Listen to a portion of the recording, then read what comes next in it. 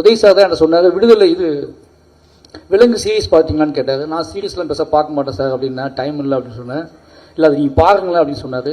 Daily மாமன்னன் ஷூட்டிங்கில் தான் வந்து டெய்லி நைட்டுக்கு வந்து பார்த்துட்டே இருந்தேன். அவ்வளோ சர்ப்ரைஸாக இருந்துச்சு. ஏன்னா நம்ம எதிர்பார்க்கவே இல்லைல்ல.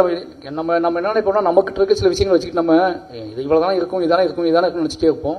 அவ்வளோ சர்ப்ரைஸாக இருந்துச்சு, லைவாக இருந்துச்சு. வெப் சீரிஸ் பார்த்துட்டு இருக்கோம் அப்படிங்கிற மைண்ட் செட்லாம் போய் ஒருத்தர் இவ்வளோ ஆழமாக இவ்வளோ விஷயங்களை யோசித்து இவ்வளோ மெனக்கிட்டு ஒரு பெரிய தோல்விக்கு அப்புறம் இவ்வளோ மெனக்கிட்டு இதை பண்ணியிருக்காரு அப்படிங்கும்போது பெரிய விஷயமா பார்க்கப்பட்டுச்சு. அதுக்கப்புறம் இந்த படத்தை பார்க்கும்போது தான் எனக்கு தெரியுது, அதை எதையும் யோசிக்காமல் சூரியன்ட்டு வந்து கதை வாங்கி அந்த கதையை இவ்வளோ கலர்ஃபுல்லாக இப்போ சொன்னார் ராம்குமார் சொன்னார், ரவிக்குமார் சொன்னார், எந்த அடையாளத்துக்குள்ளையும் சிக்காமல் விலங்கு மாதிரி வெப் சீரிஸை பண்ணிவிட்டு அதுக்கப்புறம் மாமன்னு ஒரு படம் எடுக்கிறாரு. இதில் வந்து பாண்டியராஜ் சார் பேர் போட்டுக்கலாம், அதுக்கப்புறம் பொன்டாம் சார் பேர் போட்டுக்கலாம், அவருக்கு பேரும் போட்டுக்கலாம். ஏன்னா கலர் டோன்லாம் அப்படி தான் இருக்குது. ஆனால் படத்துக்குள்ளே போனால் அந்த டைரக்டர் இருப்பார் அப்படின்னு சொன்னார். ரொம்ப ஆச்சரியமாக இருந்துச்சு. எதை பற்றியும் யோசிக்காமல் எந்த அடையாளத்துக்கும் சிக்காமல் சூரியனை கூப்பிடுறாரு, ஒரு கதை பண்ணுறோம், இந்த கதை நான் பண்ணுறேன் அப்படின்னு பண்ணியிருக்காரு. நிச்சயமாக அந்த படம் ஒரு பெரிய வெற்றி படமாக தான் இருக்குன்னு நினைக்கிறேன். ஏன்னா அது சந்தேகமே இல்லை.